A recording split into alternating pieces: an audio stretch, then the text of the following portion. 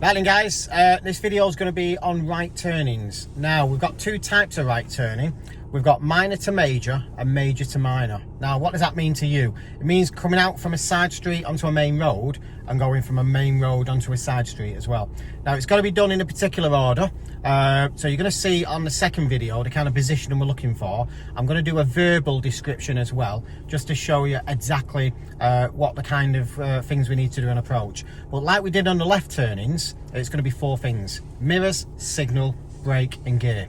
Right, so I'm going to talk us through and demonstrate it first. I'm going to literally go through the order of things as well.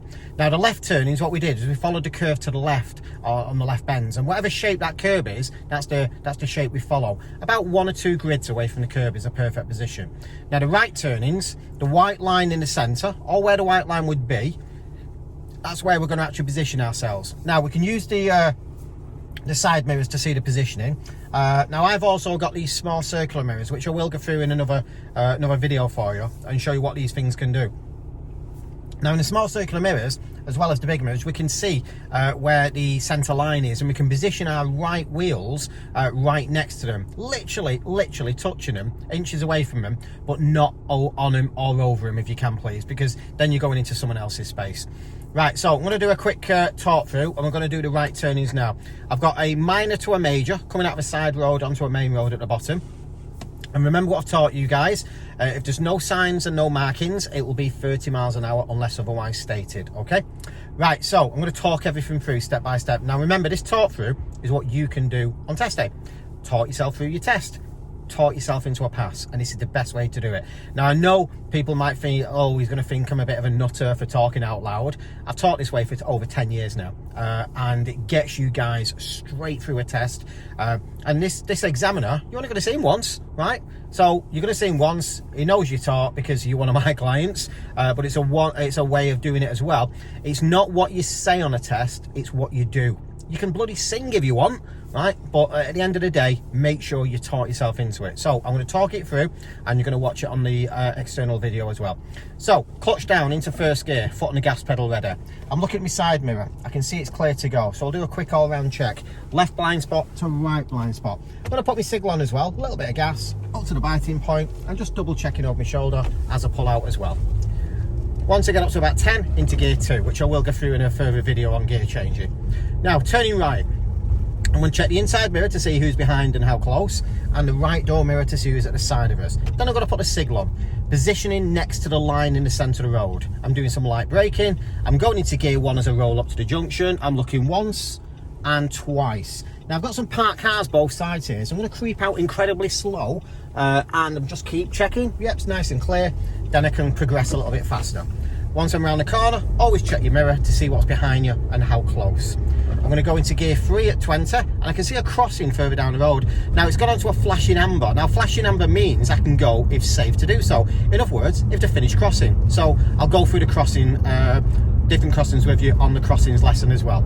Right, so positioning wise, I'm near the centre of the road. I've got parked cars on my left. I'm keeping an eye on them in the side mirror. I'm also keeping an eye on my positioning in the centre as well. Now, further down the road, I'm going to be taking a right turning. So I can see the right turning coming up. So first thing, mirrors, inside and right. And I put my right signal on. Positioning next to the centre of the road. I've got the parked cars on the left, still got clearance on those. I'm braking. There's no one ahead, so I'll go into gear 2. I'll bring the clutch up here. Wait till the centre white line before I start my turning. And I've literally let the car roll around the corner. If you're going to use gas, use a touch amount of gas. Now, if you noticed, I brought my clutch up before the turning. Now, you'll get certain people, certain instructors, certain family members who will tell you to keep your clutch down. Now, putting the clutch down is what's called coasting.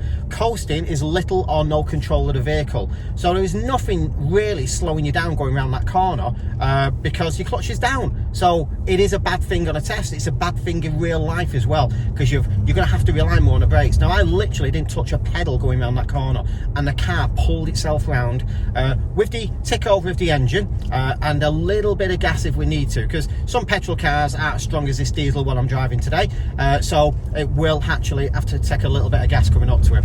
Right, so I'm going further down the road. I've got a bend coming up in front of me.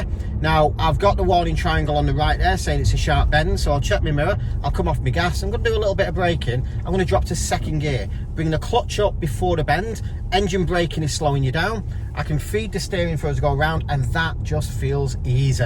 I've got maximum grip on my tyres because they're flat on the road. They're not squishing because you're going around the corner too fast.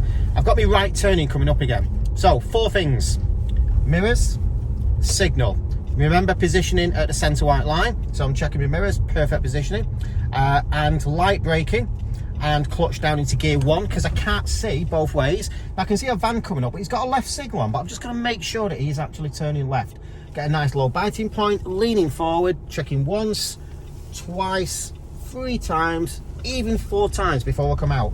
Now I know 100% there was nothing coming in, and I crept out, what's called peeping and creeping out inches at a time just to see what's going on. And if someone was coming at speed, they can see me creeping slowly, and they've got 2 options. They can either carry on and I can just lightly brake. I'm checking my mirrors coming off the gas of that person at the crossing, back on the gas. Now I came off the gas there because I could see a person at the crossing, and I could see the word wait on the box as well. Now that's a Pelican crossing, so that lady had actually pressed the actual button at the crossing, so at least then I know that light could change at any point, and if I'm prepared by coming off the gas and checking my mirror, I'm prepared to stop. Right, turning right again, mirrors, signal, braking. Now I'm going to go into gear 2 because there's no one coming. It'll be gear 1 if there is. Clutch up all the way, keep dead straight till the centre line, then feed the steering through without crossing your arms, feed it off, and a little bit of gas just to drive me round. And again, that's the right turning. So just quick recap on them right turnings. We're doing mirrors, signal, brake and gear on both of them.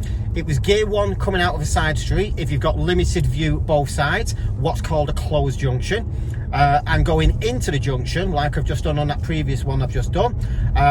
The only reason I've gone into gear 2 is because there's been no oncoming vehicles, and because there's no oncoming vehicles, it means I can go straight round that turning.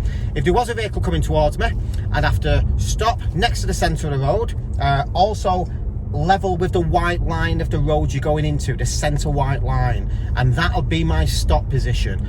Once any vehicles have gone past me, then I can turn into it and I'm at the correct turning point. If you go past that centre white line, you're going to overshoot it and do what's called a swan neck, where you go back on yourself quite badly, like that one as well. I'm checking my mirrors, braking and going into gear 2 for this bend again. But yeah, that's why you've got to have that centre line of the road you're going into as a turning point or as a stopping point if you can't progress and can't do your turning. So I hope this helps on your right turnings.